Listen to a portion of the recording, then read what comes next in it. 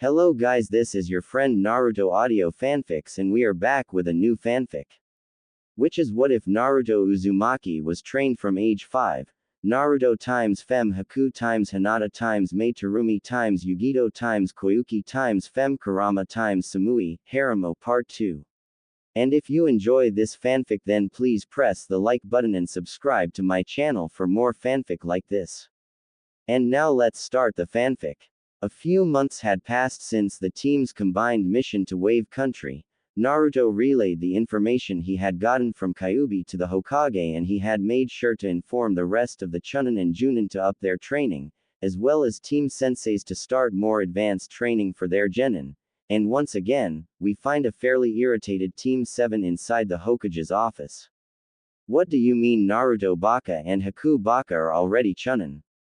What about Sasuke-kun? Sakura screamed. Yay! Why have the Dobi and his little girlfriend already gotten promotions when I, an elite Uchiha, am still a genin? Sasuke said, earning a slight blush from both Naruto and Haku. She isn't my girlfriend Tem, Naruto said, at least not yet, he thought as he stole a sideways glance at Haku, only to see a slightly pained expression on her face. Naruto hated saying something like that in front of her, but it was true. While they had been on a few more dates, he hadn't quite had the courage to ask her out. Soon though, he thought again with a smile. Whatever Dobi, maybe I should just have her given to me by the council. Sasuke said, trying to get a reaction out of Naruto. They have already tried Tem. For one, she is under my clan's protection so she can't be forced into anything she doesn't want. And 2, I believe she already has someone she likes, and I wouldn't let anything get in the way of her happiness. Naruto said, making Haku smile at what Naruto had hinted at. As much as I would love to hear your witless banter you two, we have things that we need to discuss. For one, Naruto and Haku have both been graded and tested on their skill level, and while they are at a higher level of skill than all other Chunin, they lack field experience, which is why they were put onto a genin team, and from the reports I received about your mission from Wave, Naruto had performed perfectly when given the chance to lead. Sasuke, while you are very talented for a genin, you lack the attitude worthy of higher rank. You're rude, arrogant, and brash. 2 of those are traits that will most likely wind up in your death. The Hokage said, earning a smirk from Naruto, Haku, and Kakashi, although you couldn't see it because of his mask, and a glare from both Sasuke and Sakura. Now then, the reason that I called you here Team 7 is because the Chunin exams are coming up, and with the fact that Naruto and Haku are already at the level of Chunin, you need a new team member. Hiruzen said. What? Why? Sakura asked. If Naruto Baka and Haku Baka are already Chunin, me and Sasuke should be able to beat the test easily. Naruto-kun and Haku-kun have been getting trained by A and S ranked ninjas for the past 6 years. I do not think you would be able to pass the test we gave them. I can assure you it is way harder than the normal Chunin exam. The Hokage half lied. They didn't really have a test, but Sasuke and Sakura would never get the same recommendation from Itachi and Zabuza as Naruto and Haku did. Sakura deflated slightly at this. She thought this was a chance to prove he worth to Sasuke, but the Hokage shot her down. Sasuke however did not take the news as well as Sakura did. Why did they get special training when I didn't? I'm the last Uchiha, and the fact that these 2 have been trained by my brother should be enough to prove they cannot be trusted. Sasuke yelled. There are more things surrounding what happened with Itachi-sensei than you need to know. Sasuke Tem. You should not concern yourself with matters way above your rank. Naruto said emotionlessly, but on the inside he was pissed. Itachi had been one of the very first people Naruto had considered a special person aside from the Hokage and the father-daughter duo at Ichihara's ramen, even enough to consider him a brother, and the fact that Sasuke would take jabs at his brother whenever he could made Naruto's blood boil. That's enough, Sasuke. One more outburst like that and I will keep you out of the Chunin exams for this year. As your sensei I have the final word on if you are allowed to enter or not. Kakashi yelled, obviously as fed up with Sasuke's attitude as most everyone else. Thank you Kakashi, the Hokage said, Now then, your teammate has already been selected for you. His name is Sai, and starting tomorrow he will be training with you to get a feel for how you two work. I hope to see a good showing from your team Kakashi. After all, the last Uchiha is on it.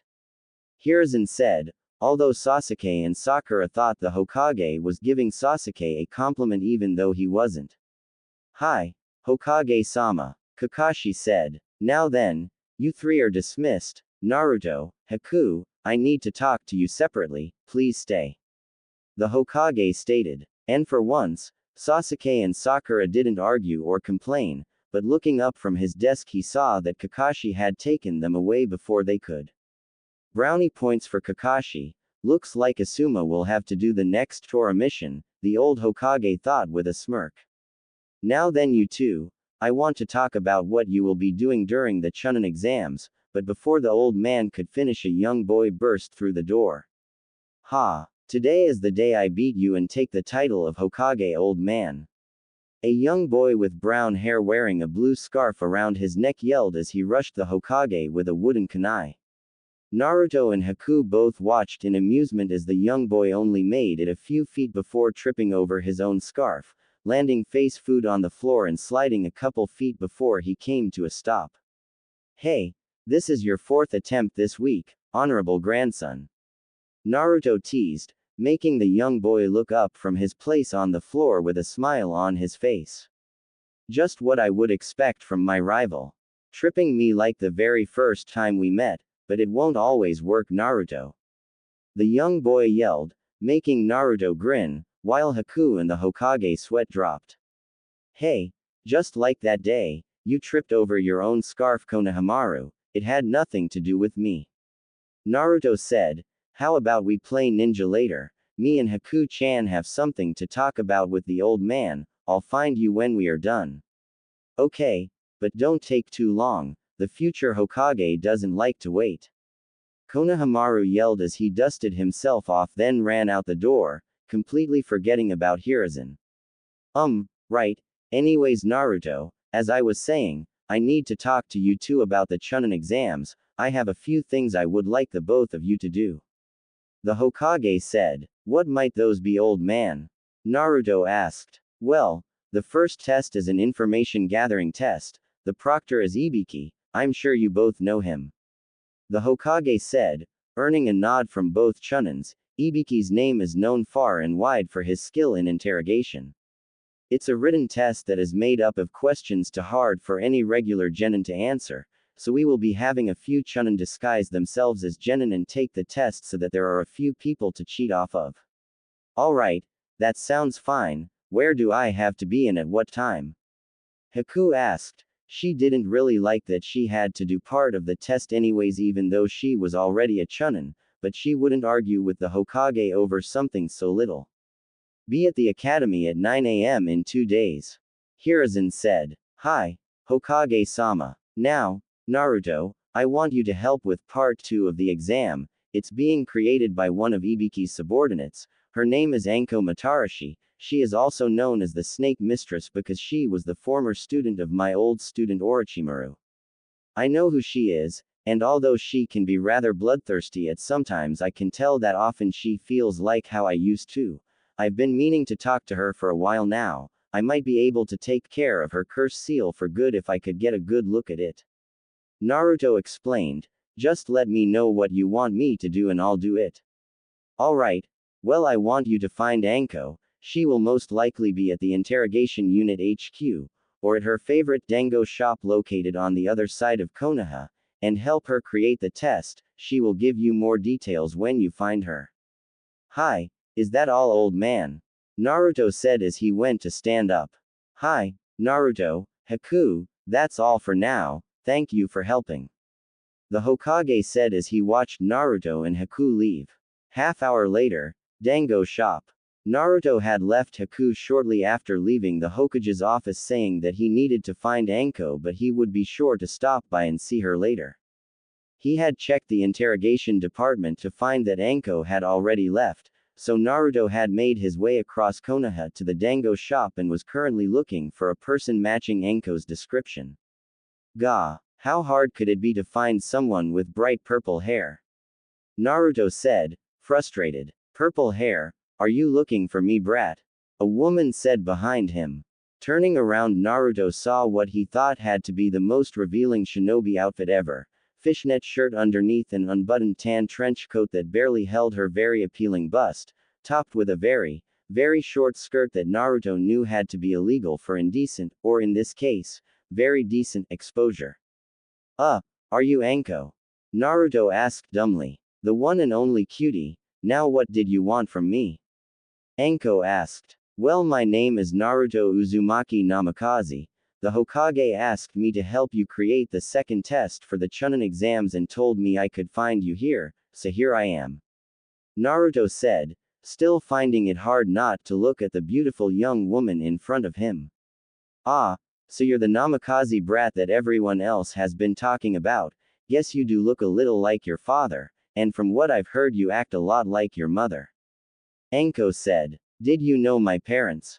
Naruto asked. Personally, no, but everyone knows who the Yellow Flash is, as well as your mother, the red-hot-blooded habanero, the only kunoichi that has ever rivaled Lady Tsunade in strength. Your parents are quite the legend, kid.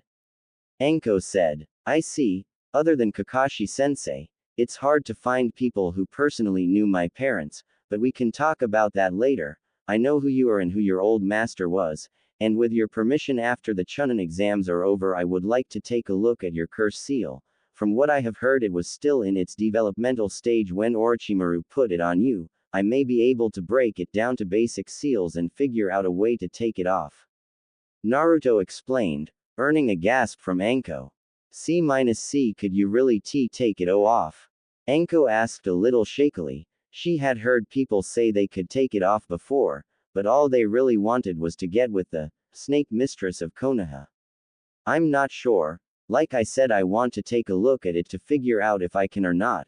You and I are a lot alike, Anko, being stuck with things that we have no control over and being considered an outcast for them.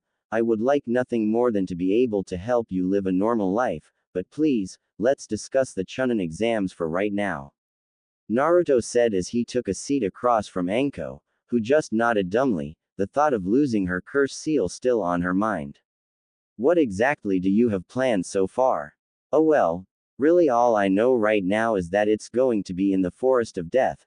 There will be close to 40 teams this year, so I'm hoping that Ibiki's test will be hard enough to lower that number to around 20 to 25, then I should be able to cut that number in half, but if only a couple teams fail the first test, if my test isn't good enough, there will be too many participants for the third round. Anko explained, earning a nod from Naruto. How about this? We have two options set up, each based on how many people pass the first exam. Naruto suggested. You know, that actually isn't a bad idea, brat. Anko said with a smirk. What exactly did you have in mind? I have a name, you know, Naruto said with a tick mark, making Anko's smirk grow wider. But I was thinking if we have a lower level of people pass the test, we split 2 stacks of scrolls between the remaining teams, and for a team to pass they each have to have one of each scroll. That would effectively cut the number by at least halfway. Naruto said, earning a nod from Anko. It was a good idea for a test that had a lower number of participants. Now then, if there are a lot of teams that pass the test, we will have a limited amount of scrolls spread out around the forest. To pass the test they need to find the scrolls and make their way to the tower. Each scroll will be guarded by traps and spread throughout the entirety of the Forest of Death. That way we can limit the number of teams that pass to a specific number. It will also test the team's skill at getting in and out of places that are layered with traps while holding valuable information. Very good idea, brat. I personally like the second one better. I hope there are a lot of teams that pass. When will we have a chance to set the scrolls and traps up though? That would take a lot longer than 2 days to do. Anko asked. I already have some shadow clones doing it. The traps and scrolls will be set up and just need to be activated. I will make more clones the morning of the exam and make them go to where the traps are. If we need to, I will activate them. If not, then we will just hand out scrolls and I will get the clones to disarm the traps. Naruto explained. Your plan, for lack of a better term, is amazing. For someone at such a young age to be able to think out a test like this and have an ulterior reason behind it is amazing, and I hardly ever give out compliments. Enko said. Hey, thanks I guess, I should get going though, I promised someone that I would meet them soon, so if you need me come find me at my compound, I'll write down the directions for you. Naruto said as he took out a piece of paper and some ink and started writing on it. I probably won't be home for another few hours, but if you need me for anything regarding the test or your curse mark just come find me. Naruto said with a smile as he stood up and left, leaving Anko to mule over her own thoughts. Kur-chan was right, this young man will indeed be a good catch when he is older, maybe I should try and get to know him more, too bad about the CRA though, and I'm not really one for sharing. -10 minutes later. Naruto was currently looking for Konohamaru, while he believed that playing ninja was something for little kids to do. After his first encounter with Konohamaru a few months prior, they had developed a bond quickly, and he had come to see the young Sarutobi as a little brother more than a rival, even if he would never say it. Naruto made it his personal mission to look out for and help Konohamaru however he could, whether it was just playing with him or helping him train to become stronger, it didn't matter to Naruto, he enjoyed the time they spent together. As he was walking though he heard a slight commotion from around the corner and decided to check it out. What he saw when he came around the corner was Team 7, along with Konohamaru's friends Udon and Moegi, while Konohamaru was being held up by a tall boy wearing all black. Looking at the headband he recognized it as a Suna headband. Hey, Suna Shinobi, what do you think you are doing attacking the Hokage's grandson like that? Naruto said as he made his presence known. That's when he noticed the girl behind the taller boy, and the spiky blonde pigtails that he would recognize anywhere. Tamari, is that you? Naruto asked. Said blonde girl just turned around with a shocked face, mixed with a bit of fear at what she had heard about Hokage's grandson. Naruto, is that you? It's been years. Tamari asked. Wait, where is Haku? Hey, yay it has been, how is Gaara since Ero Sennin fixed the seal? And Haku is back at my compound, you guys should come stay with me or at least visit while you are here. Naruto explained, completely forgetting about Konohamaru and the other spectators.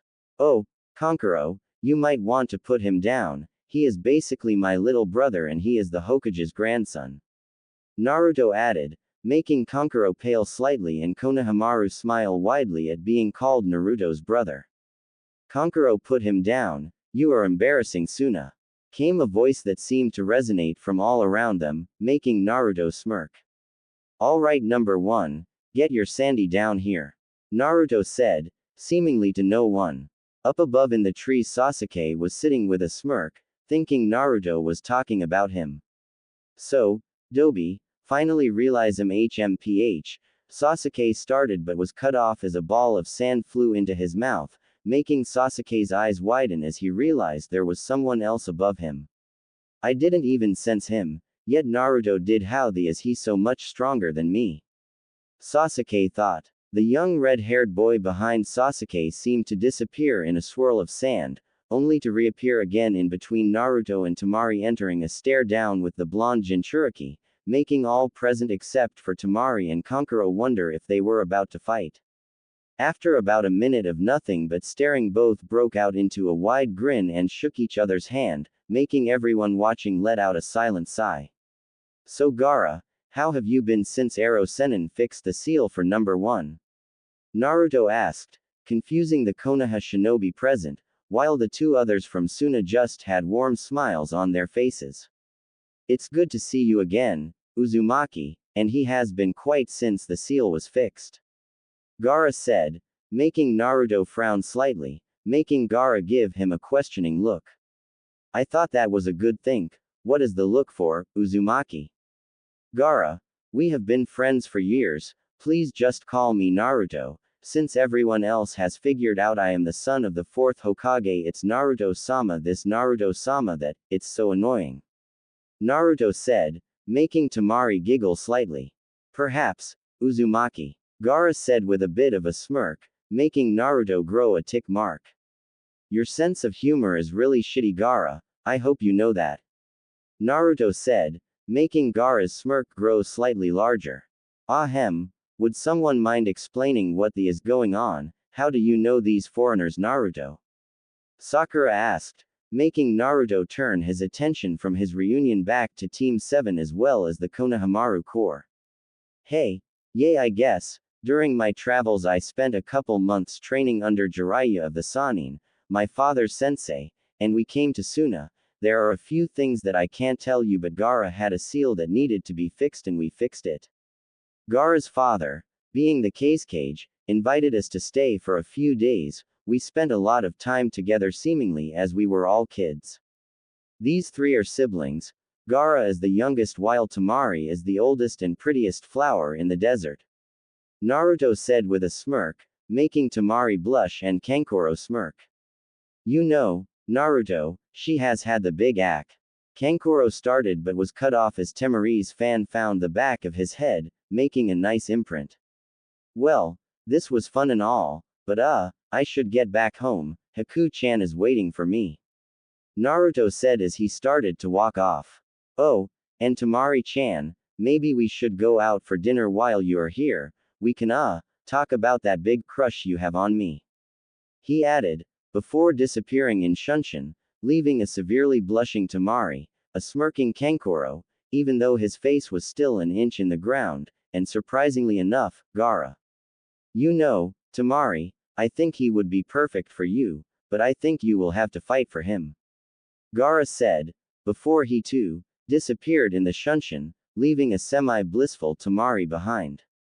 Gaara has never approved of any boy before. Haku, you better be ready, I'm bringing the fight to you. Haku-chan. Hinata-chan. Naruto screamed as he sat up, cold sweat pouring down his face. Looking around he noticed that he was in the study of his house. The scroll he had been working on late last night was lying where his head had just been.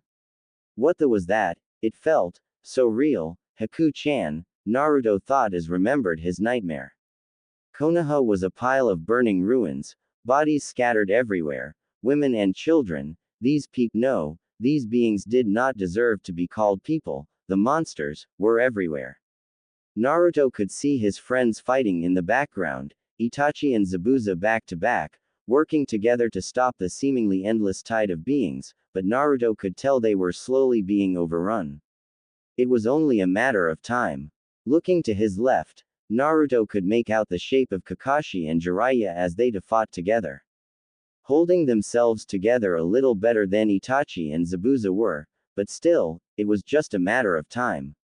Look around you, boy, your village is in ruin, your friends are dead, or will soon be, everyone you have ever cared about will be lost forever because you didn't have the power to overcome the darkness.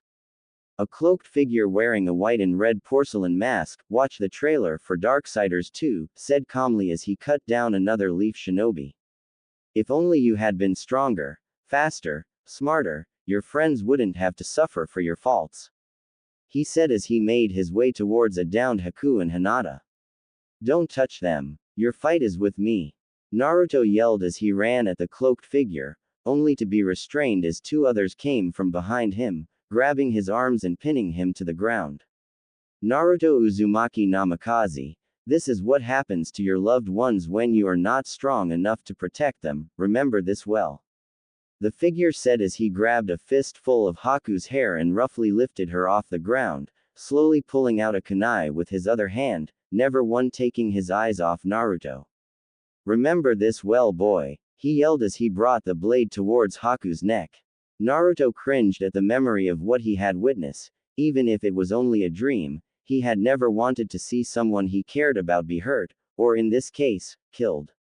Naruto slowly stood from his seat, bones cracking and popping from the long night spent sleeping in an uncomfortable position. Making his way over to the window he caught a glimpse of the first rays of sun shining over the trees of Konoha. Deciding it would be a perfect morning to catch a sunset, and needing a little fresh air to clear his head, he began making his way to the main door, only to be stopped by a familiar voice that he was more than happy to hear. Naruto-kun, what are you doing up this early? You don't have to help out with the exam until later. Haku asked as she came out of the bathroom, already dressed for her day of helping with the Chunin exams. Couldn't sleep Haku-chan, that's all. Naruto lied, hoping Haku would buy it, but you don't spend years together with someone and not know when to tell they are lying.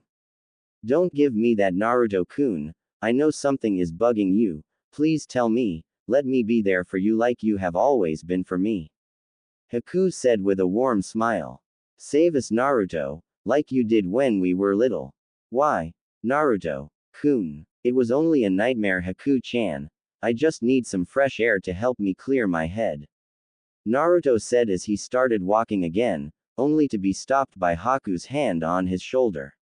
Naruto, you are not alone anymore, you don't always have to do things by yourself, you have me, the Sandaime, Hinata, Ayame, and Tuki, and you can always talk to me when something is wrong. She said. And besides, what did I tell you about not inviting me to catch a sunset? Let's hurry before we miss it. She exclaimed as she grabbed his hand and rushed outside before he could protest. Haku-chan, not so fast, you're going to tear my arm off, geez. Naruto said as he sat down rubbing his once again sore shoulder, making Haku giggle and roll her eyes at him. Before she looked out towards the horizon, sky painted a beautiful array of oranges, reds, yellows, and pinks, effectively mesmerizing the two teenagers. You know, this sunset is the second most beautiful thing I have seen today. Naruto said as he looked over towards the horizon. Oh yeah, and what would the first thing be Naruto? Haku asked. Second only to my ice queen, Haku-chan. Naruto replied, making Haku blush a color even Hinata would be proud of. My Naruto, aren't you just a charmer this morning? Haku said with a slight giggle. I guess, Naruto said with a shrug of his shoulders. It's just that the dream I had this morning made me open my eyes to a few things I don't want to miss out on. Back in Wave on the Roof, when we joked about me asking to be your girlfriend, I really did want to ask, I just couldn't find the courage. But after this morning I realized that in our line of work life is too short to not cherish the little things in life. Haku-chan, I want to ask you properly, would you like to go out with me? Naruto asked, making Haku's eyes widen slightly as she felt the breath escape her lungs. She sat there, blank look on her face, brain trying to reboot, just looking off into the distance. At first, Naruto took her silence as a no, but then her mind kicked back into motion and she realized what he had asked. Yes, yes, yes, yes, yes, yes, I'd love to Naruto-kun. Haku said as she jumped for joy, showing off her very rare, fangirlish side. Wait, when you say things this morning made you realize something, were you talking about the nightmare you had? Haku asked a little hesitantly.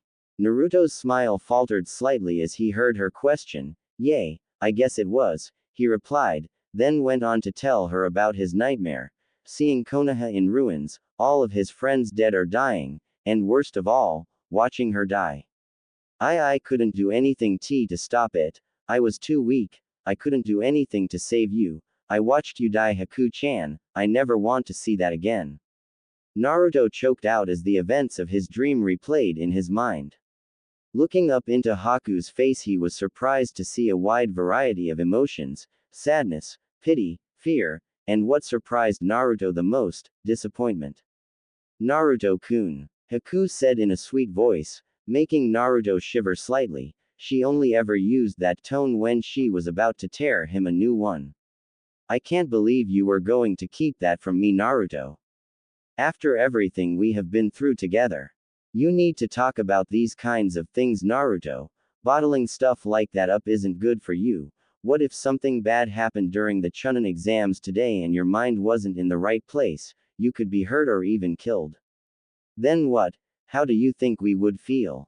Me, Hinata, Itachi-sensei, Zabuza-sensei, Kura-san, Hokage-sama, how do you think all of us would feel? She said it calmly, but Naruto could tell that she was very close to freezing parts of his body that should never be exposed to such cold temperatures. I'm sorry Haku-chan, I just didn't want you to worry. I swear. Naruto said, trying his best to defuse the situation, but failed horribly. Sorry. You're sorry. Sorry doesn't cut it, Naruto. Haku said as she started to stand up. Where are you going, Haku-chan? Naruto asked. I need some time to myself, Naruto. I'll talk to you after my portion of the exams are done. Haku said as she disappeared into the early morning darkness. I just got her. Why does it feel that I've already lost her? Naruto thought to himself sadly. Don't worry, Naruto-kun. She is just upset. How would you feel if she was keeping things like that from you? Kyuubi asked from inside his head. I don't know. I would be upset, I guess. Naruto thought. Then realization hit him. Shit, I really messed up Big Hakura-chan. Yay, you did, but don't think that this is the end of your relationship with Haku. She is just upset, that is all. She will come around eventually. Now I think you have spent enough time up here moping around. Time to get ready for your day, brat. Kyuubi said as Naruto started to walk away, looking back to catch one final glimpse of the sunrise, not noticing that Haku was hiding behind a tree only a few feet from him. I'm sorry, Naruto-kun, but you have to realize that I'm here for you, that everyone is, she thought as she turned and left. Few hours later, Academy. Cackle. Pissed. Whiskers, you there? Come in, Whiskers. Over, Naruto heard Anko say over his earpiece. Why do I have to be Whiskers? Naruto asked. Sorry, Whiskers, you're breaking up. I didn't hear what you said. Over. Sigh. I said, why do I have to be Whiskers? Over. There we go. I can hear you now, Whiskers, and because I said so. Now then, are you ready? Over. I can't believe you are actually making me do this. Over. Ah. Come on, brat. Live a little. Over. I'd prefer to live a lot, actually. Over. Well, I guess you should try to not hang out with me as much as possible. Over. I'll be sure to put that in my notebook. Don't hang out with crazy snake lady. Naruto said as he made writing motions with his hands, not that Anko could see him. Inside the classroom, Ibiki has just finished his speech about what it was meant to be a chunin when he saw two little balls flying at high speeds through the air towards the window. Damn it, Anko, you are late again. Wait, what? 2. Oh shit. Ibiki thought as the two balls crashed through the window, covering the entire front of the classroom in smoke. When the smoke cleared, there was a large poster hanging from the ceiling. It read, Super Proctor Anko Matarashi, and Proctor Whiskers. Then in small print at the bottom it said, I'm not a pedo, I'm just staking my claim to Whiskers. If you have any problems with that, please write it on a piece of poison ivy and shove it up your hee, which made Ibiki sweat drop as he was the only one who wasn't stunned enough to not be able to read the fine print. Anko-san, I think we broke them all. Naruto said with a smirk as he looked out over the classroom, smirk faltering slightly as he saw Haku in the back glaring at Anko. Naruto was confused. Looking towards Anko, he saw the sign, more specifically what it said about him and what it said at the bottom, which made his gulp slightly. Oh man, this has to be the worst first day of dating ever, Naruto thought with a frown, making Kyuubi giggle slightly inside his head. Listen up, brats. My name is Anko Matarashi, and this strapping young blonde lad is Whiskers, also known as Naruto, and we are the proctors for the second part of the chunin exams. Anko yelled. Then looking out over the class she realized that there were still a lot of teams left. Hey brats, looks like we are going with your idea. Tell your clones to set the traps, then get these genins moving. Anko said as she disappeared in a puff of smoke. Damn it, why does it have to be me? This was your job first. Get your sorry asses to training ground 44, you have 15 minutes, anyone who is not there in that time gets their team disqualified. Naruto yelled as he jumped out the window. -10 minutes later, Forest of Death. So Naruto, are your traps all set up? Anko asked as he arrived to the designated meeting area. Yay, the last of them just dispelled, all the traps are rigged and ready to go. Naruto replied. Alright, do you want to explain the rules of the second exam to them or should I? Anko asked. Well, Seemingly as this was technically your job first, and the fact that you left me behind at the academy to talk to them, I'll let you handle this one. Naruto said with a smirk as he sat down with his back against a tree. What was the big idea, Naruto baka, giving us 15 minutes to get here? Sakura yelled as Team 7 entered the clearing. Sakura, if you couldn't make it from the academy to here in less than 15 minutes, you wouldn't have what it takes to be a chunin, and your whole team would have been disqualified because you lack the motivation to train properly. Naruto said. MHMPH, whatever baka, I bet this test is way harder than the one you got. Sakura said back smugly. Hey, well, you're willing to take the test if you want. I mean, getting tested by one a rank missing nin, an S rank missing nin, and the Hokage himself is nothing at all compared to what I have planned for you guys. Naruto said. Then realizing the rest of the teams were slowly starting to arrive, he stood up and made his way back over to Anko. Hey, look at that. Big bad Namikaze Naruto can't even handle the Chunin exam and has to help out. See Hinata, I'm way better than that loser. Kiba boasted as Team 8 arrived, only to stop dead in his tracks as a kunai flew past his face, slightly cutting his cheek. My little genin, you should learn to respect your superiors. Anko said as she appeared behind him, licking the blood off his cheek, only to spit it out. Your blood is disgusting, Whisker-chan's is way better. Anko said. Wait, Chan. What the Anko, he is only 12. I never disrespected you, Proctor-san, I only made fun of Naruto. Kiba replied, shivering slightly at Anko's touch. I know that, Anko said with a smirk, then disappeared back behind Naruto. So, you still want me to?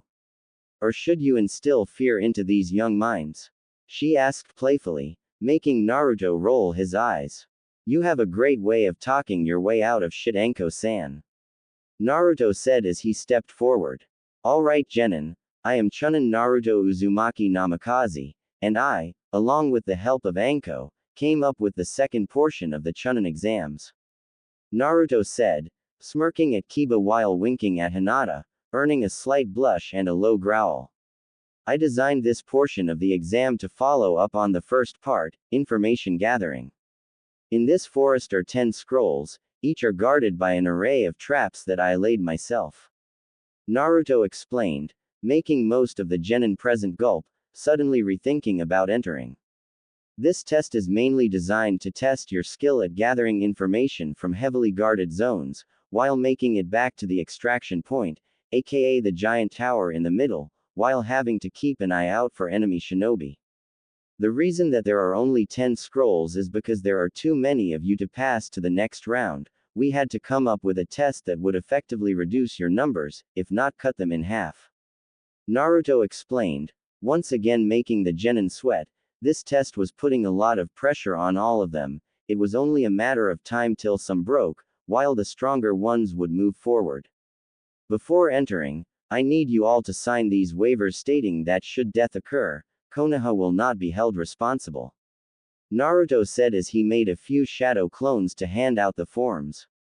What could be in that forest that could possibly kill us? Sakura asked, making most of the genin around her sweat drop. You mean aside from other shinobi, giant tigers, blood-sucking leeches, and various other large and dangerous animals, right? But I don't want to ruin it for everyone, you will just have to find out for yourself. Naruto said with a smirk, making Sakura and a few other genin pale slightly. After all the genin had signed the forms, they were each sent to different gates spread out around the forest. Hina-chan, before you leave, I just want to say be careful, I wouldn't want you getting hurt because of a test that I developed. Remember the wave mission and what I taught you, alright? I'm not supposed to do this, but if you pass this test I'll take you on a date and do whatever you want. Naruto said as he pulled Hinata aside quickly, earning a dumb nod from a severely blushing girl. What was that about, Whisker-chan? Anko asked. What the hell, again? Just a little incentive to pass the second part of the test, nothing to worry about, Anko-chan. Naruto said, putting extra emphasis on the chan suffix. Alright everyone, You have a total of 5 days to make it to the tower in the center of the forest. If all the scrolls are collected before the 5 days is up, we will send in teams of Jun and Anbu to get the remaining teams. From there you can either decide to stay and watch the tournament final or go back to your respective villages. Naruto explained. Begin. He yelled as all the gates opened, and the genin rushed into the forest. Half an hour after the genin entered the forest, a team of Anbu appeared in front of Naruto and Anko. Anko-san, Namikaze-sama, we found something that you have to take a look at. The Anbu said. Ah, I haven't even heard anyone scream yet. Anko whined, and as if on cue, shouts and screams could be heard coming from the forest. Okay, that's better, lead the way. Anko said, mood suddenly taking a turn for the better, making both the Anbu and Naruto sweat drop before they all disappeared in a shunshin, reappearing a few kilometers away. That is what you need to see. The Anbu said, pointing at 3 mutilated figures in the grass, faces gone, making both Anko's and Naruto's eyes widen. Oh shit, they both said at the same time. What is it? The Anbu asked. Get word to the Hokage immediately, tell him to recall Itachi-sensei and Zabuza-sensei. An SS-ranked criminal has slipped into Konoha and is in the Chunin exams. Naruto said urgently. Sensing the urgency in the young Namikaze's voice, the Anbu bowed and left via shunshin, leaving Naruto and Anko alone in the clearing. After all these years, he is finally back, and just as I had hoped that I could get rid of this mark, it's like he is taunting me, Anko said in a low voice. Anko-chan, I promise if I can remove that mark one will. Whether he is here or not is not the issue right now, it's what I believe he is after. Naruto explained. What do you mean Naruto? What could he possibly want in Konoha? Anko asked. The Sharingan, Itachi-sensei once told me that Orochimaru tried to take over his body when they were sent alone on a mission. Orochimaru is power-hungry. He wants to learn every jutsu in existence, and the best way for him to do that would be having the Sharingan, but because he is not an Uchiha, he was not born with it. He developed a jutsu that allows him to leave his body and take over someone else's for up to 3 years. In essence, he has found a way to become immortal. Naruto said, making Anko gasp. Sasuke, that's what he is after. Anko said as she realized what her former teacher was here for. Yes, basically, Itachi was too strong-willed for Orochimaru to take over when he tried, but Sasuke is like Orochimaru in the sense that they both long for power. If Orochimaru was to offer him power, or say, put a curse seal on Sasuke, Sasuke would most likely leave the village in an attempt to find Orochimaru. Naruto said, making Anko nod her head in understanding. We have to find him then. Anko said, yes, but I am not strong enough to fight him for that long. I need you to find and stall him until Anbu arrive, or another Junin. I will search for Sasuke. If he has already received the curse mark, one can do my best to seal the evil chakra away, but my guess is that it will be a more advanced version than yours. Naruto said as he prepared to enter the forest. Be safe, Naruto-kun, I'll do my best to stall Orochimaru. Anko said as she took off in the other direction. The next day, Naruto had been looking for Sasuke and Team 7 with no little to no luck. As soon as he thought he had found their trail, it would end or split off in different directions, making it very hard to track them. Well, at least their evasion skills are alright. Naruto thought, and then stopped suddenly when he felt a spike of vile chakra a few kilometers to the north. That's the curse mark. I have to hurry, Naruto thought as he quickened his pace. Arriving at a clearing a few minutes later, Naruto saw teams 10, 8, and 7 looking worriedly at Sasuke as he fought a genin from a village Naruto didn't recognize. This feeling is different than Anko-chan's. What do you think, Kura-chan? Naruto asked. I think that you were right when you said this curse mark would be more advances. Anko's must have just been a test run for something like this. In all my years on this earth I have only ever felt chakra this evil on a few occasions. Be careful, Naruto-kun. If he attacks you, please let me help. Without his curse mark Sasuke would be no match for you, but the mark is like using my chakra. I might also be able to force small doses of Yukai, demon chakra, into the seal to reverse the flow long enough for you to seal it off. If that doesn't work, just knock that bastard out. Kurama said. I personally like your second idea better, but I'll ask for help if it comes down to a fight, I promise, Kura-chan. Naruto said, just in time to watch as Sasuke broke both of the arms of the genin he was fighting, then turned towards a girl that Naruto could tell was unconscious. Damn it, Sasuke, if you are going to do what I think you are going to, I'll be forced to step in, even if it's the Chunin exams. I can't let this happen, Naruto thought as he prepared to intervene, but noticed that Sasuke had stopped.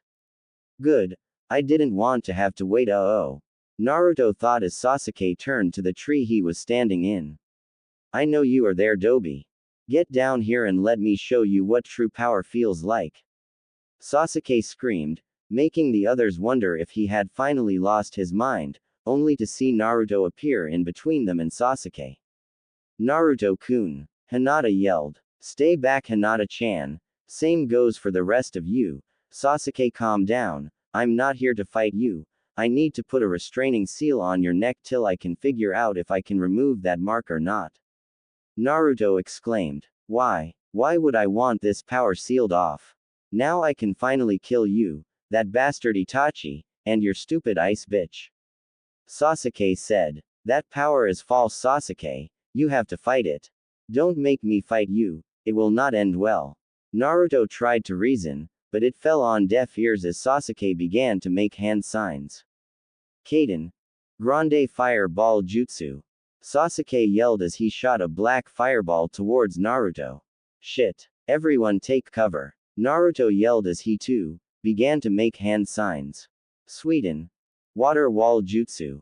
Naruto yelled, but because there was little water, the wall was not as strong as it should have been, and the black fire went right through it, exploding on impact, sending Naruto flying into a nearby tree. Naruto-kun. Hinata and Ino yelled as they tried to rush forward to aid the blonde, only to be held back by their teammates. Stop, Hinata, Ino. You can't help him. We need to get out of here. Shikamaru and Kiba said as they held back their respective teammates before they felt a large spike of evil chakra coming from where Naruto just was. Sasuke, I didn't want to have to do this to you because Itachi-sensei thinks that somehow, you can be saved, but I have to stop this before it gets out of hand and people die. Naruto said as he came out of the bush, a red cloak of chakra surrounding his body, a single tail flowing behind him. What kind of sea chakra is that? Sakura stammered out, frightened by the power that both the people in front of her had. Sensing discomfort coming from the genin, Naruto slightly turned to address them. Please, I will not hurt you guys. I'm here because Sasuke has been infected by what is called a curse mark. I can't go into too much detail right now, but there is a time and place that I will explain everything, I promise. Naruto said, looking directly at Hinata and Ino for the last part. Sasuke, stop this now. If you force me to fight you, I will not hesitate to kill you if I have to keep those precious to me safe. Shut up and fight, Dobi. This power you have is no match for me. I'm an elite. An Uchiha, Sasuke said as he charged Naruto. Naruto sighed as he took out his swords, prepared for anything the Uchiha might send at him. I have to be careful. Now that Sasuke has his Sharingan, he will be able to read my moves. Kura-chan, I might need two tails to make me fast enough that he won't be able to read my movements. I don't want to drag this out for longer than it has to. Naruto though, and he could feel more of Kyuubi's Yukai flowing through his chakra coils as a second chakra tail emerged from behind him. Another one. What is he? Sakura yelled. I don't know, but I know that that is Naruto-kun, Hinata said. Naruto stayed in a defensive stance as Sasuke closed the distance between them, throwing a swift kick at Naruto's head. His eyes widened slightly when Naruto blocked it with his hand. Not stopping there, Sasuke did a flip in midair, hoping to land his heel to the back of Naruto's head, but was surprised again when Naruto simply moved out of the way. Is this all you've got, Sasuke?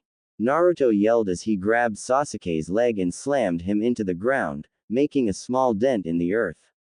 Standing on shaky legs, Sasuke began to go through hand signs again. Kaden. Phoenix Flower Jutsu. Sasuke yelled as multiple little fireballs shot out of his mouth towards Naruto. Damn it, Sasuke. Are you trying to kill the others? Naruto yelled as he created a wall of earth to block the fire missiles. If they get in the way, it's their own fault. Sasuke yelled as he ran at Naruto once again to engage in a taijutsu match. Tired of games, and not wanting the others to get involved, Naruto went on the offensive, matching Sasuke kick for kick, punch for punch, waiting for the right moment to counter. He didn't have to wait long, as Sasuke's frustration was starting to cloud his judgment, leaving small openings, but that is all Naruto needed, as he grabbed Sasuke's arm and brought his free hand up, smashing Sasuke's shoulder joint as he dislocated it. Ah! Sasuke yelled in pain, but Naruto didn't stop there, smashing the pommel of Dragon's Bane into Sasuke's back, making him scream out in pain again. Get up, Uchiha! Show me this power that you are talking about! Naruto yelled, waiting for Sasuke to stand again. Okay, Kura-chan, I want you to push a little of your Uchiha into Sasuke each time I hit him. Try and reverse the effects of the curse seal long enough for me to temporarily seal it, Naruto thought as he ran at Sasuke again, not giving him a lot of time to recuperate after Naruto's last beating. Naruto could feel the Uchiha leaving his body every time he landed a hit on Sasuke. He could tell it was working. Sasuke was starting to get slower, and the curse mark had started to recede slightly. Just a little more, Kura-chan. Naruto thought as he sent another flurry of punches and kicks at Sasuke, who was trying his best to block. Naruto pushed as much Uchiha into his hand as he felt Sasuke could handle without killing him, and sent a punch to his gut, raising him off the ground slightly. Naruto saw that the curse mark was starting to recede and he started to disperse his chakra cloak, walking over to Sasuke, still a little wary that the influence of the mark might still be present, then noticed that Sasuke was knocked out. Sighing in relief, Naruto called the others out to him, and after making sure everyone was alright, and reassuring Ino and Hinata that he was okay, he turned to Sakura and asked for an explanation. I'm not sure. 1 minute we were looking for a scroll, and then we were all separated by a large gust of wind. When I found Sasuke, he was fighting a ninja from Grass Village. But it wasn't a regular genin. He said his name was Orochimaru, before he bit Sasuke on the neck, leaving that mark. Sakura said. Did he say what he wanted? Naruto asked. No, he just said that Sasuke would search him out for power. Naruto, what's going on? Sakura said. Orochimaru is an SS-class criminal from Konoha. He is also one of the 3 Sannin. In the past he tried to take over Sasuke's older brother's body so that he would have the Sharingan so he could copy every jutsu in the world, but he failed, and is now after Sasuke because he is weaker than his brother Itachi. Naruto explained. I have to put a temporary seal on Sasuke. I will take a look at it later to see if I can remove it, but I have someone else I have to help before that. Naruto said as he turned back to Sasuke. Rolling Sasuke over and taking out a pen and ink, Naruto started to draw a seal on Sasuke's neck while the others just watched, entranced by the elegant strokes Naruto was making with his pen. Fuinjutsu. Fuyahuan. Evil sealing method, Naruto yelled. The black ink on Sasuke's neck glowed brightly for a few seconds before the light disappeared, leaving a tattoo-like mark on the back of his neck. Naruto-kun, what was that? Hinata asked. Intrigued by what Naruto just did, it reminded her a little of the seal her family used. It was a fuinjutsu designed by my sensei, Jiraiya of the Sannin, to counteract seals like Orochimaru's curse seal. It is only temporary. During the break between now and the third parts of the exams I will take a look at Sasuke's mark and see if I can permanently remove it. Naruto explained, and then turned to the 3 genin that Sasuke had been fighting earlier. Now then, who are you guys? Naruto asked. Please, we cannot beat you, let us leave. The genin that was fully wrapped in bandages said. Naruto, these 3 are working for Orochimaru, they said they were sent to kill Sasuke. Sakura said. I see. I cannot let you go free then, you three will be coming with me. Naruto said. Looking at the girl, he could see something in her eyes, it reminded him of how he used to be, alone.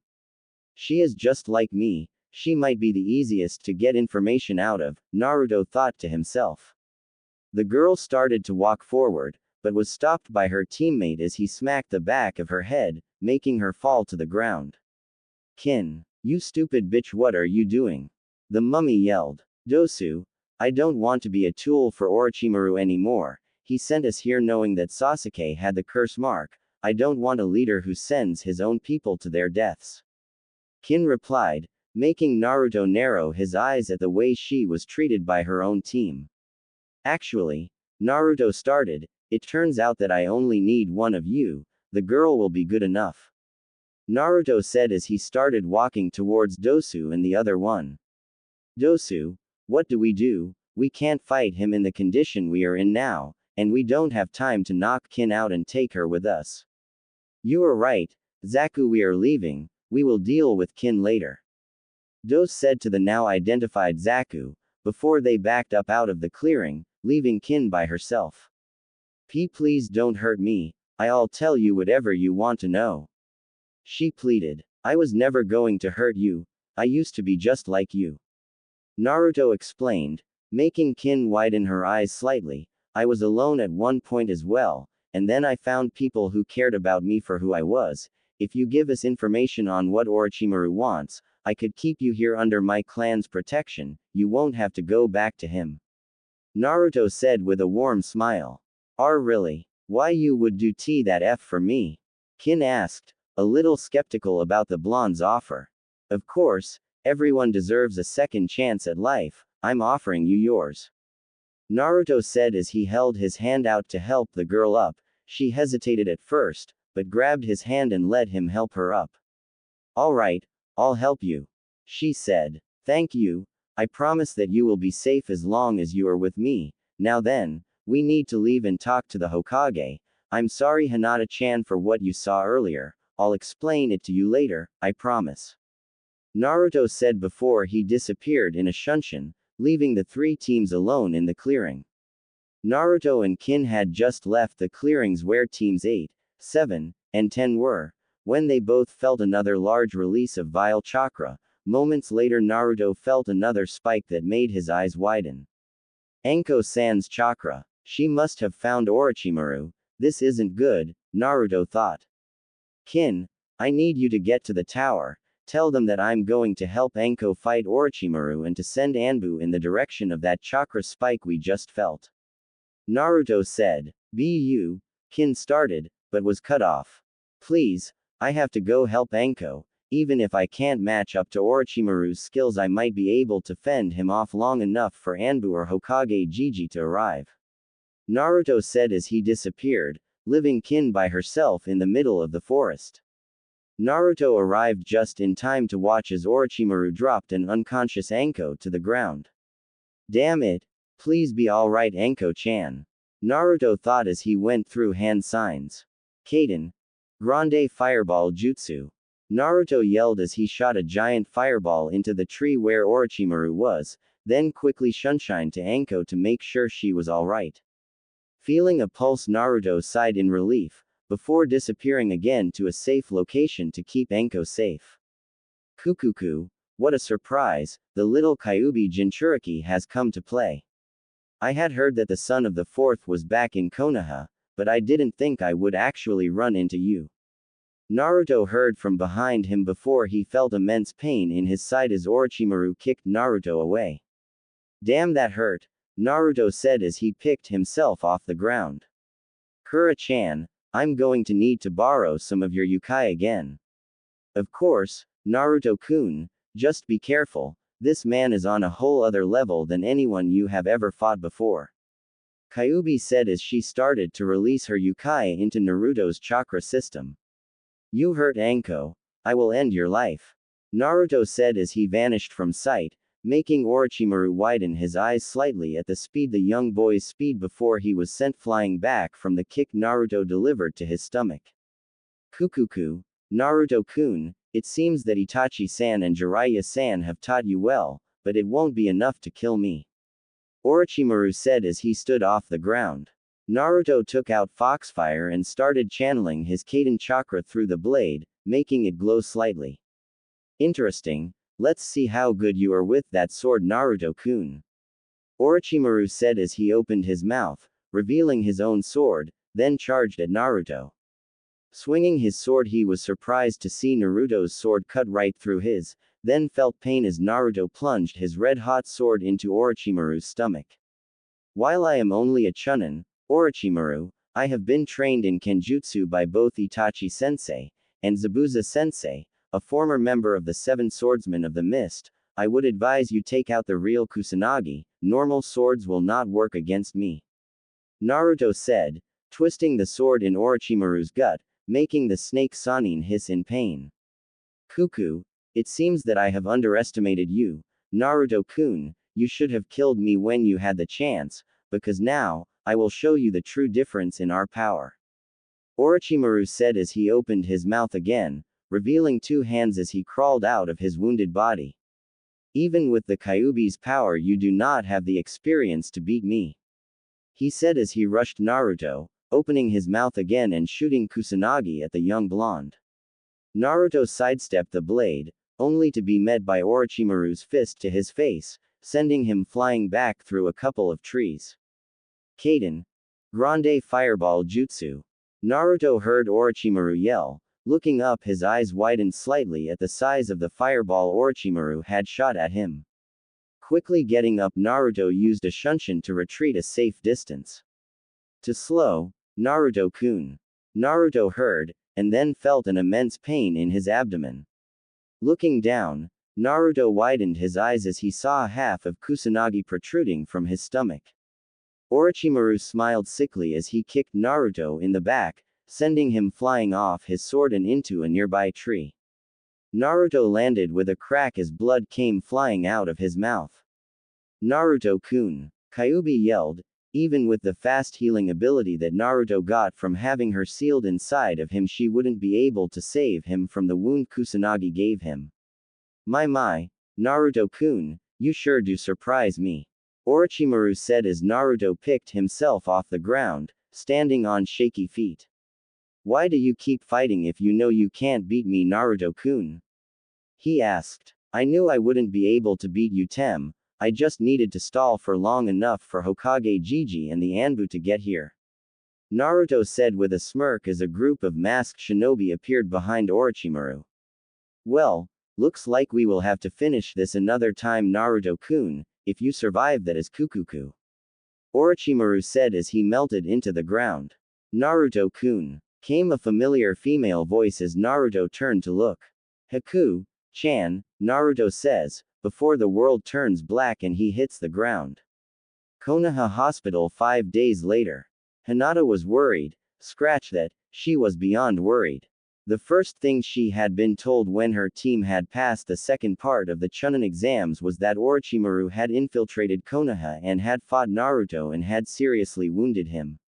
Please, can you tell me what room Naruto Namikaze is in? Hinata frantically asked as she came into the hospital, Kurenai and Shino not far behind, and Kiba behind them.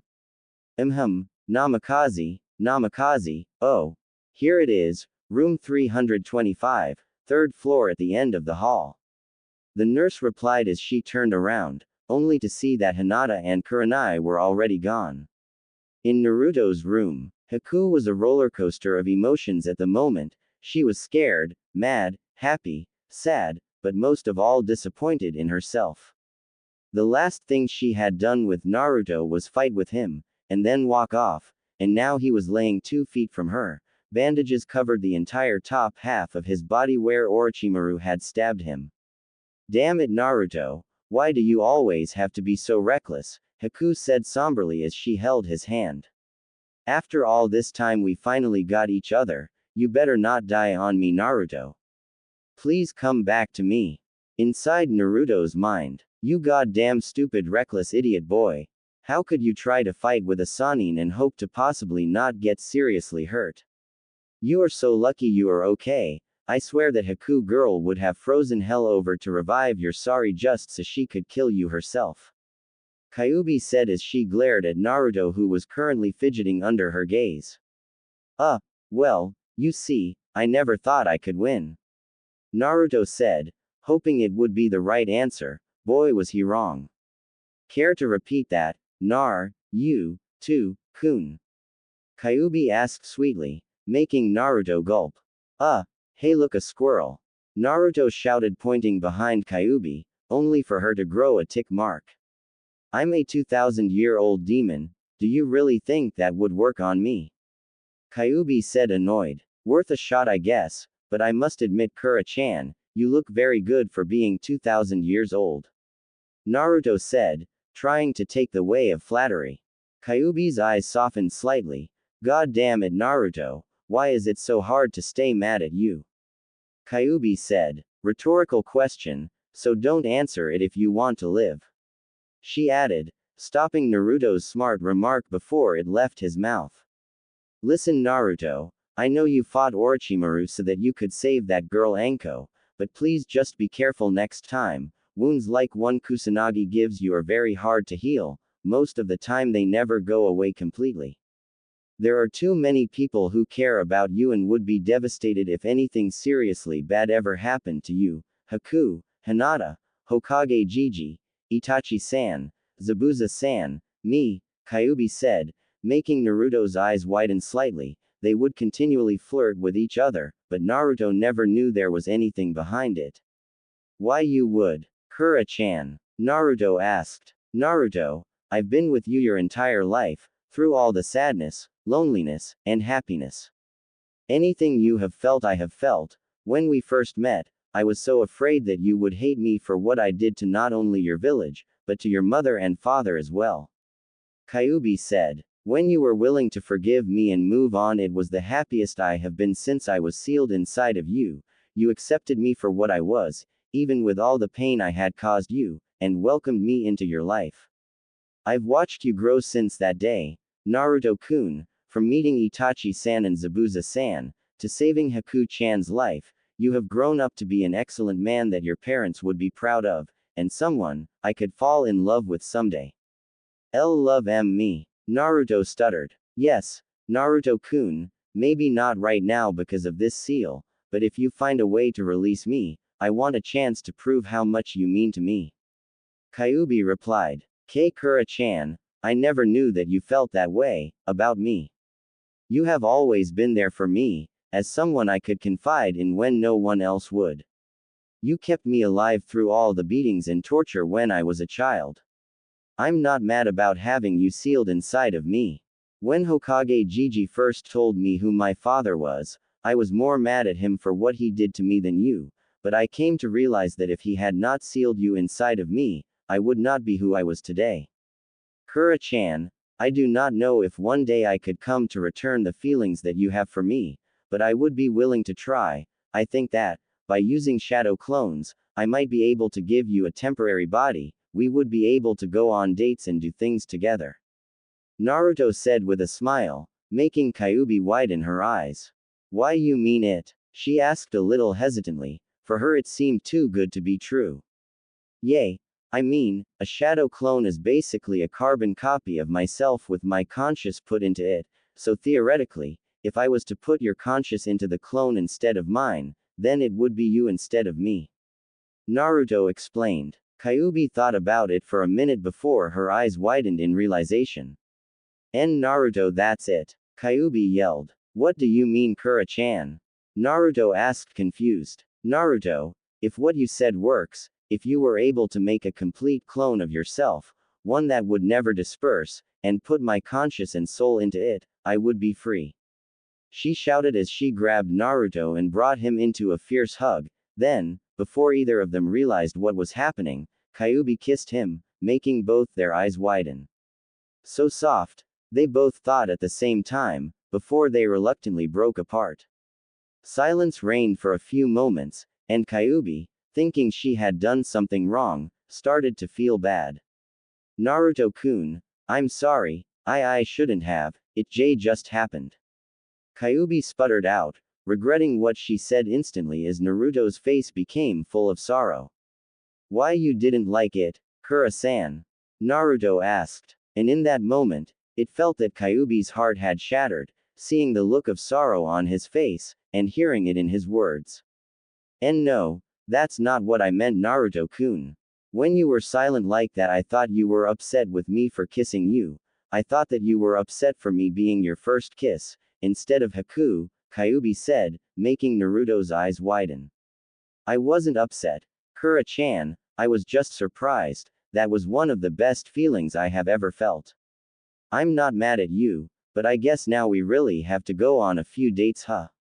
Naruto said with a bit of a chuckle, making Kyuubi smile slightly. Yay, I guess we will, Naruto-kun, but I think it's time for you to wake up. I can sense Haku-chan, Hinata-chan, and that red-eyed woman that you went on that mission to wave with, along with I think Kin-san. Okay, Kura-san, but please don't feel bad about what happened, I really did enjoy it. Naruto said with a slight blush, and then to prove his point, gave her a quick peck on the lips before disappearing back into the real world, leaving a slightly blushing Kyuubi. Damn it, I've been the queen of the tailed beasts for the past 2,000 years and I'm getting turned into fox putty by a 12-year-old, Kyuubi thought. Meh, it's worth it. Real world, Naruto's hospital room. Haku-chan, Hinata-chan, I'm sure Naruto-kun will be alright. Kurenai said as she tried to comfort both girls. But what if he isn't? Hinata sputtered out. He will be. Tsunade of the Sannin was the one who healed him. She is the closest thing Naruto has to a real family. When she heard he was severely hurt, she came back as fast as she could to help him. Haku said, still saddened by what had happened to Naruto, but she knew he would be alright. Tsunade Bakken is here, Naruto said weakly as he opened his eyes. Yay! Tsunade Baka, wait, Naruto-kun. Haku yelled, seconds before she hugged him tightly. C can't. B breath, H Haku-chan. Naruto said. Haku widened her eyes before letting him go, only for him to get glomped by Hinata a second after she backed away. Naruto-kun. Hinata cried as she snuggled her head into his chest, getting a slightly jealous glare from the rest of the girls present. We thought you wouldn't make it. Hinata said, then began to openly cry into his chest, making him smile slightly. Hey, sorry Hinata-chan, Kurenai-chan, Haku-chan, Kin-chan, I just needed to make sure that Anko-chan was safe. Naruto said, making both Kurenai and Kin raise their eyebrows at the affectionate suffix added to their name. Kurenai-chan, Kin-chan, I could get used to that, they both thought at the same time. Naruto-kun. Haku said, I'm sorry, for what happened a few days ago. I was just upset that you would keep something so important from me. You were always alone before, but now, you aren't anymore, you have all of us. I'm sorry for running away and yelling at you. Haku-chan, what you said and did really hurt me, it made me feel even more insecure and alone, please, doesn't ever leave me like that again. Naruto said. Now it was Haku's turn to cry as she latched onto one of his arms as she repeatedly said she was sorry. Naruto smiled at the affection both girls showed for him as he gently rubbed each of their backs, trying to soothe them. I'm sorry to interrupt your moment, but Hokage-sama wanted to see you as soon as you woke up, Naruto-kun. Kurenai said, not really caring that she added, kun, to his name, a fact that didn't go unnoticed by both Haku and Hinata. Sigh, alright, I guess I will need to talk to him about Orochimaru and what happened with Sasuke. Naruto said as he got out of bed, oblivious to the fact that his gown had opened up and his bare chest was showing, making all girls present slightly blush. Goodbye Hinata-chan, Haku-chan, Kin-chan, and Kurenai-chan. Naruto said, kissing Hinata's and Haku's hand, earning another growl from Kiba. Didn't see you there, dog breath, not that it really matters, it's a crime to attack your superiors. Naruto said with a smirk as he shunshined away.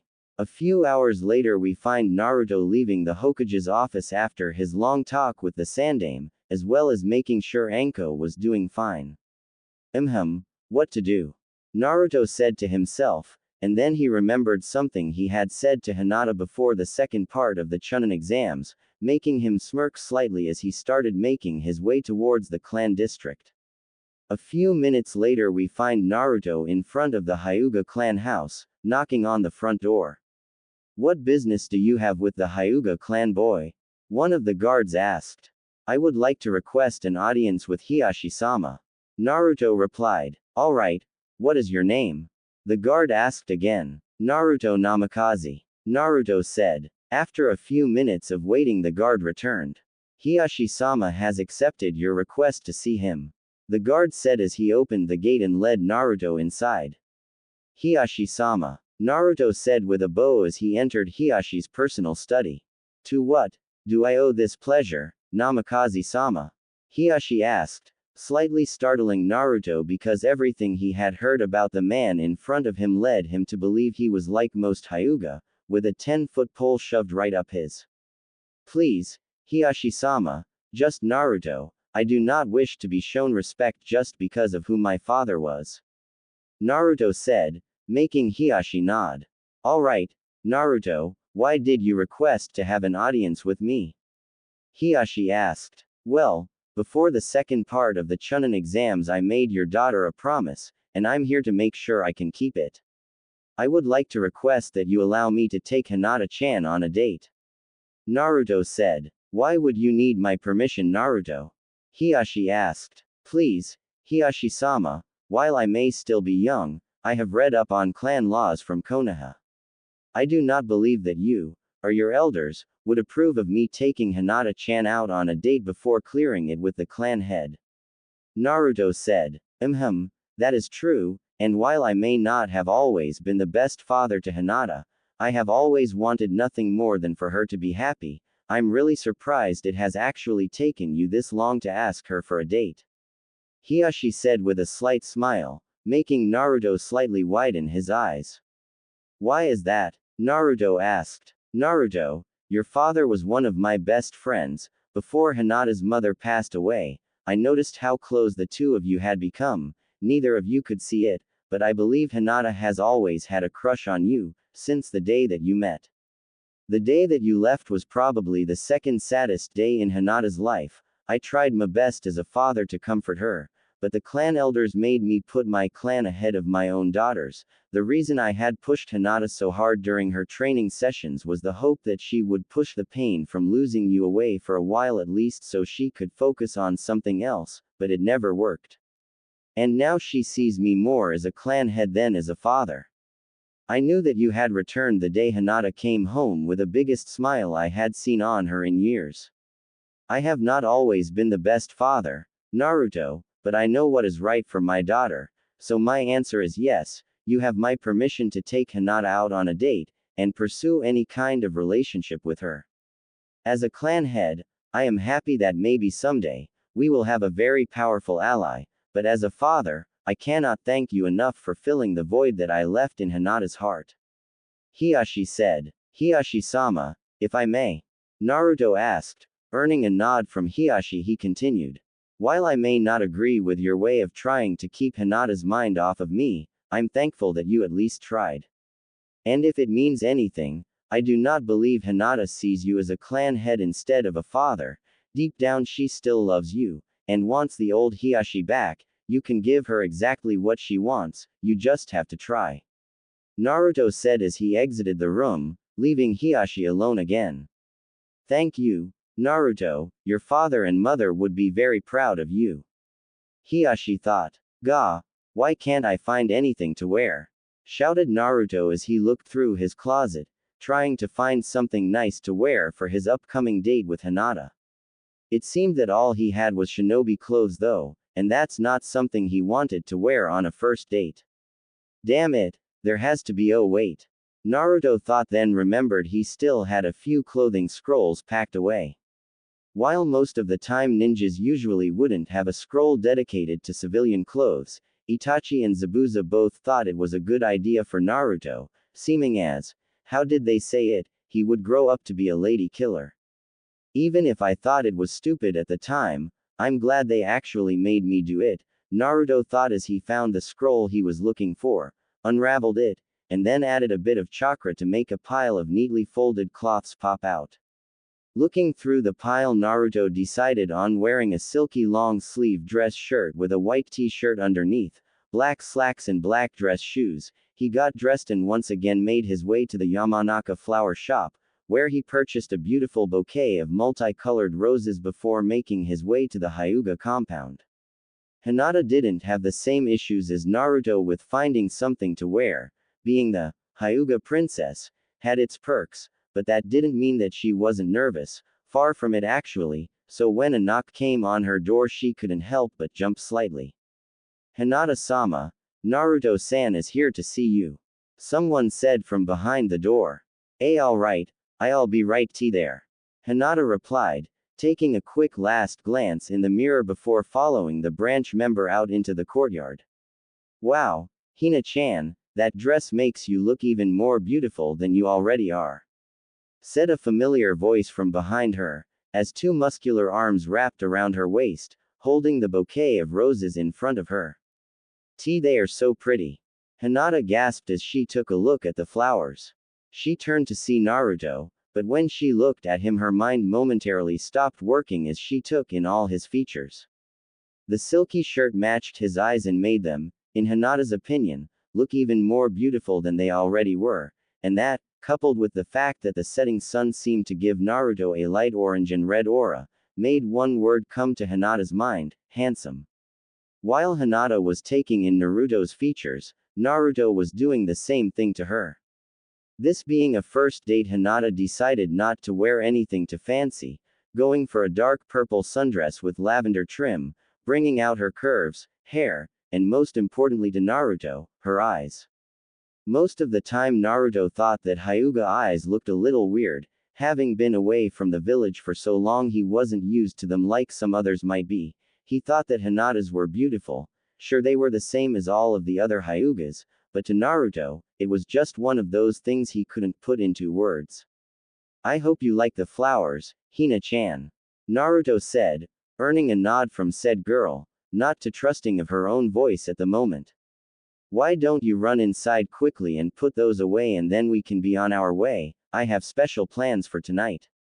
Why yay of course.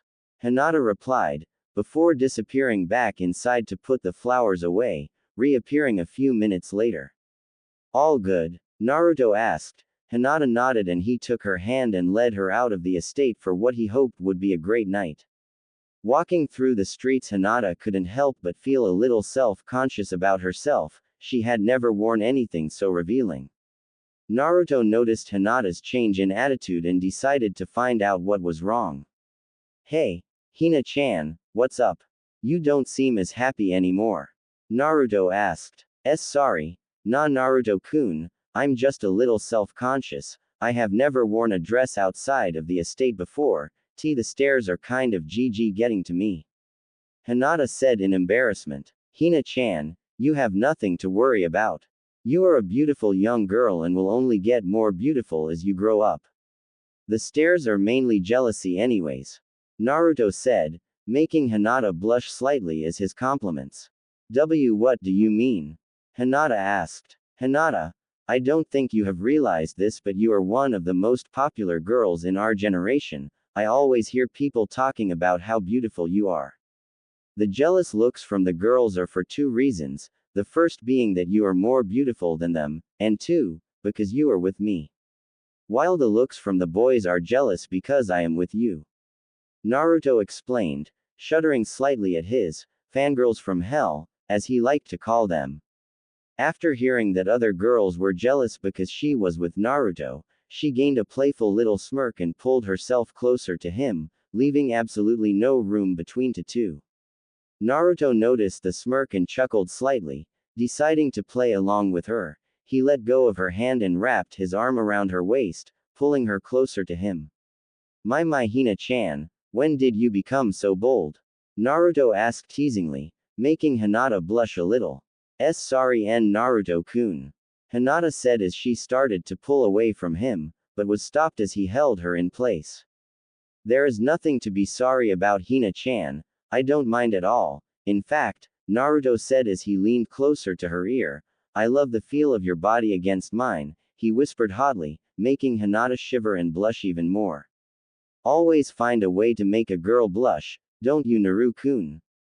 Kyuubi asked. What can I say? I am who I am. Do you have a problem with that, my foxy little vixen? Naruto replied. No, but I can sense someone who might. Be careful, Naruto-kun. Kyuubi said, making Naruto slightly nod his head in agreement. Looking around, Naruto noticed a few of the last people he wanted to see, Sasuke and Kiba. Why does this always happen when I try to do something fun? Naruto said to himself, earning a questioning look from Hinata. Naruto just pointed to their right, and when she saw Kiba and Sasuke she couldn't help but feel even more self-conscious. Sasuke she could handle because she was fairly certain he was gay, but Kiba had been getting more and more daring with his advances lately. Hey, Hina-chan, it's alright, I won't let Mudboy or Sasuke Tem ruin our night, just stay close to me and keep walking, alright? Naruto said as he noticed her change in attitude again, earning a nod and a small smile from the girl. As Kiba and Sasuke got closer, Naruto's enhanced senses caught bits and pieces of what Kiba was talking about, making him slightly groan at what he was hearing. And then that bitch Haku said she was already dating Naruto Tem, so I went to the Hyuga Manor to talk to Hiashi about taking Hinata on a date. Guess what? Turns out Naruto is taking Hinata out on a date right now too. I doubt she even knows Naruto has a girlfriend. That two-timing son of a bitch, I can't wait to tell Hinata about him, then she will leave him for me because I told her how Naruto really is. He heard Kiba say, then heard something that made him sigh. Hey, there they are. Damn it, here comes Kiba, bet he is going to try to play the hero, telling you shit you already know. Naruto said, making Hinata giggle slightly, but she couldn't help but agree with him. Hinata already knew that Naruto and Haku were dating, and if not yet they would have been soon. But she also knew about the CRA, along with how Naruto explained that he wouldn't marry for anything but love, so she was fine with things as long as no one hurt Naruto. Hey, Hinata-chan, I have to tell you something about Naruto Tem. Kiba yelled as he ran up to the two of them. Sigh. What now, Kiba? Hinata asked. Naruto already has a girlfriend. Kiba panted out as he bent over right in front of Sasuke to catch his breath, making Naruto laugh and Hinata giggle slightly. Hey, what the you laughing at, Naruto Tem? Kiba asked. Ha ha ha, it's just that ha ha ha, you look right at home, ha ha ha, bending over in front of ha ha ha Sasuke Tem. Naruto exclaimed, making Hinata burst into a fit of giggles, while Kiba and Sasuke glared daggers at Naruto. Don't you care that the guy you are out with right now already has a girlfriend? Kiba yelled, then turned to Naruto. How could you even think about two-timing that, Haku babe? Guys like you don't deserve girls like her. Really now? Naruto said. Is that why you called her a bitch now even 5 minutes ago? What? I never called her that. Kiba said, trying to defend himself. Trust me, Mudboy, you are not the only one with enhanced senses. I heard everything you said about asking Haku out, to going to see Hiashi about taking Hinata out. Naruto explained, making Kiba sweat a little. Well, that doesn't even matter. When I tell Haku that you are two-timing her, she will dump you for someone better. Kiba yelled. Ah, Kiba-san, I don't think she would do that, she already knows. Hinata said from behind Naruto. What? How could she be okay with this? Easy, Hinata explained, suddenly losing her stutter as she was standing up for not only Naruto but her new friend Haku. Naruto-kun falls under special laws because he is the last of his clan. The CRA enables Naruto-kun to take as many wives as he wants, but because of who Naruto is he doesn't want any arranged marriages and basically told the council that he would find his wives himself. Naruto-kun is a better man than you could ever be. I have already talked to Haku and we have agreed to share Naruto-kun as long as he was willing to be with me. Hinata said, earning a blank stare from Kiba and a small smile from Naruto, but what happened next surprised everyone. PFF'd. Not like I need that bitch, ha, smack. Everyone looked on in shock as Hinata smacked Kiba clean across the face, leaving a small red handprint. Don't you ever call Haku-chan a bitch again. Hinata yelled as Kiba looked back in shock, then his face turned to rage as he went to grab her arm, only to find himself face first in the dirt with Naruto holding his arm behind him. Snap. Ah! Kiba yelled out in pain as Naruto, accidentally, pulled his arm a little too far. There are a lot of things I can take, Kiba-tem, but if you ever, and I mean ever, go to strike Hinata, or any other girl, I will do more than break your arm. Naruto said in a cold tone, sending shivers up Sasuke's and Kiba's spine. Why, you bastard? Wait till my mom hears about this. Kiba yelled as he held his now broken arm. Be my guest, the council can't personally do anything to me, and I'm sure that your mother would like to hear exactly what you were about to do to Hina-chan, as well as Hiashi-sama. Your call, mutt boy, Naruto said. Come on, Hina-chan, I think our date has been postponed long enough. Hi, Hinata said, a little shaken up from watching Naruto break Kiba's arm without hesitation. Naruto noticed this and frowned slightly. I'm sorry that you had to witness that, Hina-chan, but I was not about to just stand there and watch as he hit you. Only a coward would hit a girl who is unarmed. Naruto said softly. It's not the fact that you did it. I'm glad that you defended me. It's just that you did it without hesitating. Hinata said, making Naruto sigh. Hinata, I'm going to tell you something I want you to remember for the rest of your life. In our line of work, hesitation gets you killed. I will not always be there to protect you like I have been the past 2 times. One day you will find yourself along with an enemy, and in the end only one of you will live. Naruto explained. Hi, Naruto-kun. Hinata said. Naruto, when was your first kill? She asked a little hesitantly. Sigh. I had my first kill when I was 8 years old, a few weeks after I met Haku. Naruto said. We had stopped in the village of the mist to meet up with one of Zabuza-sensei's old friends when someone recognized Haku as an ice user and tried to attack her. I don't know exactly what happened because it was all so fast, but in the end the man that wanted to attack Haku was dead. It took me a while to get over my first kill. I picked up hobbies along my travels that helped to keep me sane. A lot of shinobi do that. Kakashi-sensei is a, well, good example of that. He has been through a war and has probably killed as many people as Zabuza or Itachi. He reads his books because it helps deal with the pain. It never gets easy, but like I said earlier, it's kill or be killed. Naruto said. So young, Hinata whispered. She couldn't even begin to imagine what it must have been like for an 8-year-old Naruto to kill someone. I do not enjoy killing. The only times I have ever killed or interrogated someone was when people I cared about were in danger. Wave was an example of that. Gato wanted to hurt you, Haku-chan, Zabuza-sensei, Kakashi-sensei, and Kurenai-sensei. That's why it was so easy for me to kill all those bandits. It was one of the few times I have ever had to torture someone as well. A couple of the bandits tried to take Tezuna's wife hostage so they could kill her in front of him. I killed one of them, then had to interrogate the other. It wasn't pretty, but I got the information I needed to help save all of you in Wave Country. Naruto said. You never get used to it. All you can do is find a way to cope with it. Haku told me something once, that when you fight to protect those precious to you is when you are at your strongest. Hi, Hinata said. Enough of that, Hina-chan, let's go finish our date.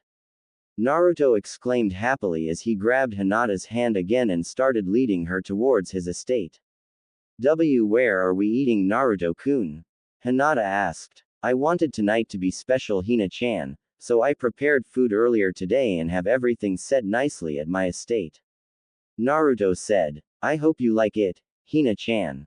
Naruto said. A few minutes later Naruto and Hinata arrived at Naruto's clan house. Taking the barrier around the gate down, Naruto opened the gate and led Hinata inside. Hinata gasped at the size of the house. While it was not as large as the Hyuga compound, it was still very large, especially for only one person. Naruto-kun, it's huge. Hinata gasped. Hina-chan, that could be taken so many wrong ways, especially how you said it. Naruto said, earning a blush and a smack on the arm from Hinata. That's not what I meant, you perv. Hinata said, well, maybe just a little. I just meant it's very large for only one person to be living here. Well, Haku-chan lives here too, and Zabuza and Itachi-sensei stay here whenever they come back to Konoha, so I never get lonely or anything. I'll show you around the house before we eat, alright?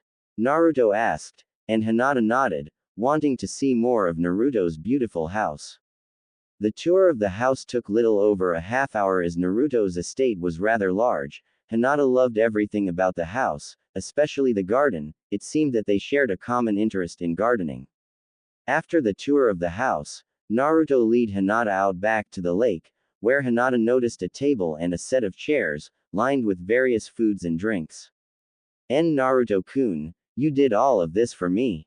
Hinata asked in shock. No one had ever done this for her before. Hey, yay, it took me a while, but I think everything turned out perfectly.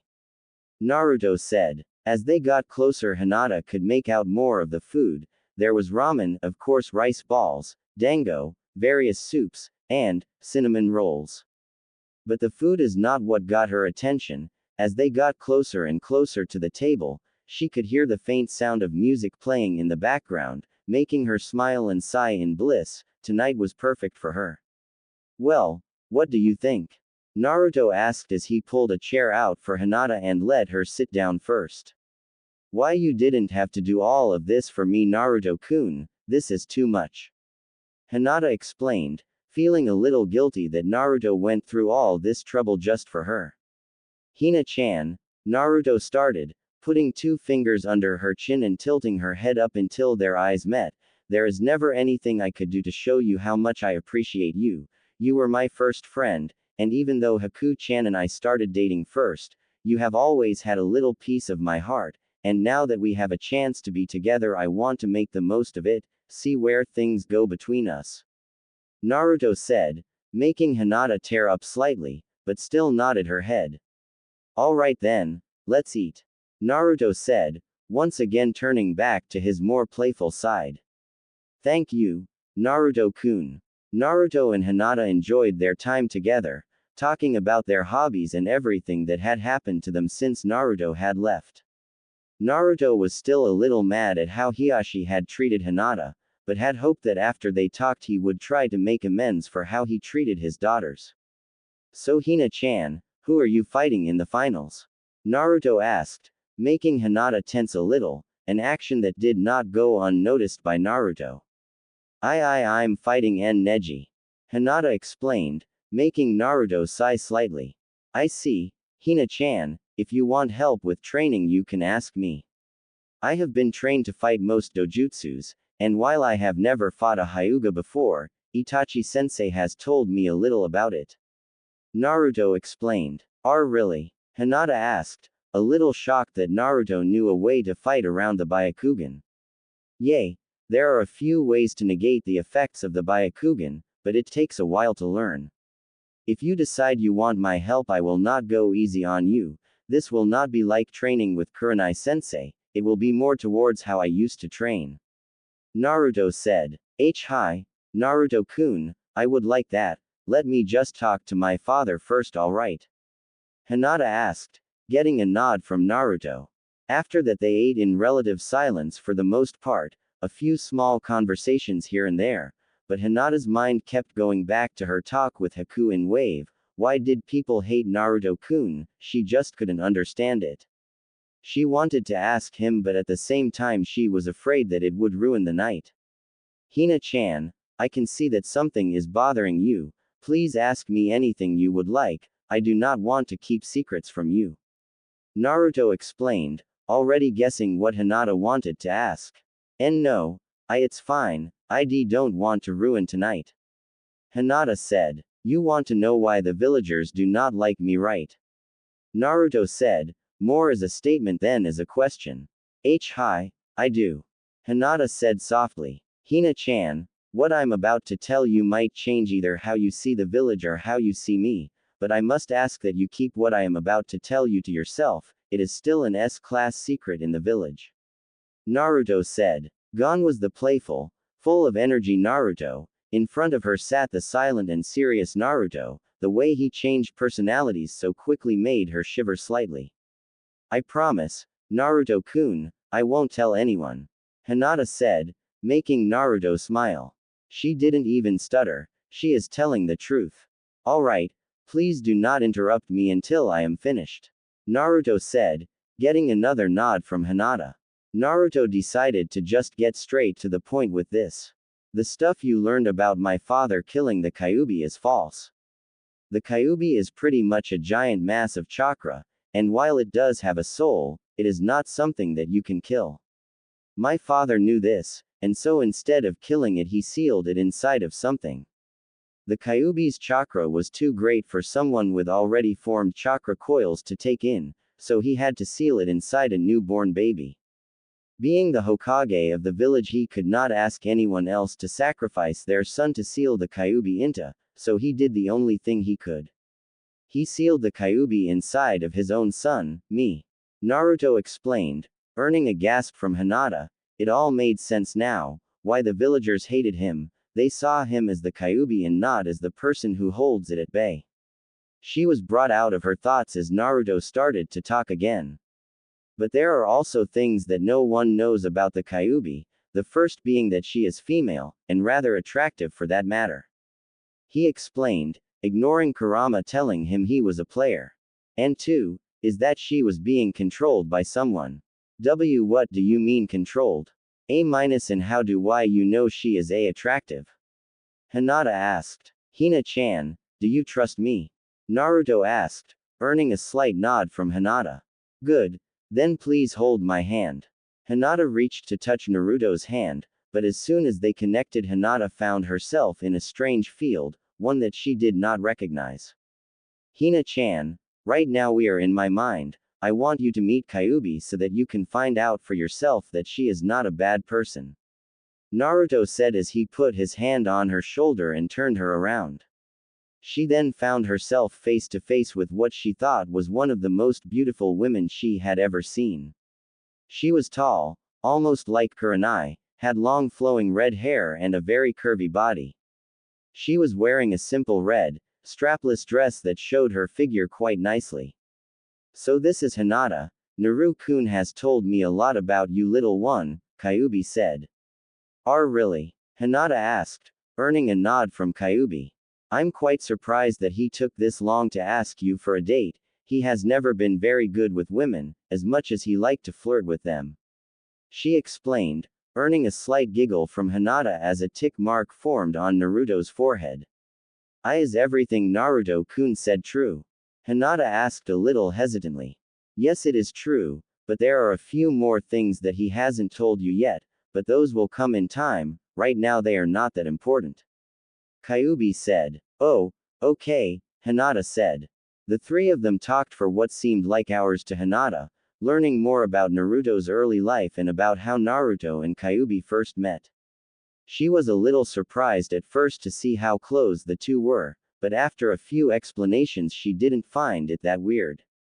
She thought it was very kind of Naruto to forgive Kyuubi for everything that had happened to him, and even though she was a little skeptical at first about the demon fox having feelings for Naruto, that feeling eventually went away as she watched how the two interacted. Knowing that Kyuubi's intentions towards Naruto were truthful made her smile slightly. Naruto-kun, you will never be alone anymore, there are already people who love you. Hey, Hina-chan, I think it's time for us to go, you should be heading home soon. If you want to talk to Kyuubi again all you have to do is ask. Naruto said, earning a nod from Hinata, before they disappeared from his mind, leaving Kyuubi alone to her thoughts. Thank you for tonight, Naruto-kun, Hinata said as they neared the Hyuga compound. It was no big deal Hina-chan, I loved spending time with you. Naruto replied. Yay. Hinata said as a smile graced her face. Hina-chan, I would like to do this again soon, before the Chunin exam finals. Stop by my house tomorrow sometime and let me know what your father said about training with me. Naruto said as he stopped in front of the gate. Naruto bent down and gently kissed her forehead, making her face turn red. Good night, Hina-hime, Naruto said as he started walking home, leaving a blushing Hinata just outside the Hyuga gates. He kissed me. NN Naruto-kun kissed me. Yeep. I shouldn't swear. Naruto slowly made his way home, taking in the cool night air and admiring the beautiful night sky. How was your date, Naru-kun? A familiar voice asked from behind as a pair of slender arms wrapped around his waist. It was great, Haku-chan. Naruto replied, then slightly paled when he turned and saw the look on Haku's face, one that promised death if he didn't answer her next question correctly. You know, Naru-kun, our first date was nothing like the one you had with Hinata, and if you don't want her finding out it was actually me who cooked most of the food, I think that we should take a nice vacation somewhere very expensive and romantic in the near future. Haku said sweetly. Why yes ma'am, Naruto stuttered out. Good boy, now let's go home, I want to cuddle. Haku said as she walked away, slightly swinging her hips from side to side, enticing Naruto. What was that word Shikamaru always uses? Oh yay, troublesome.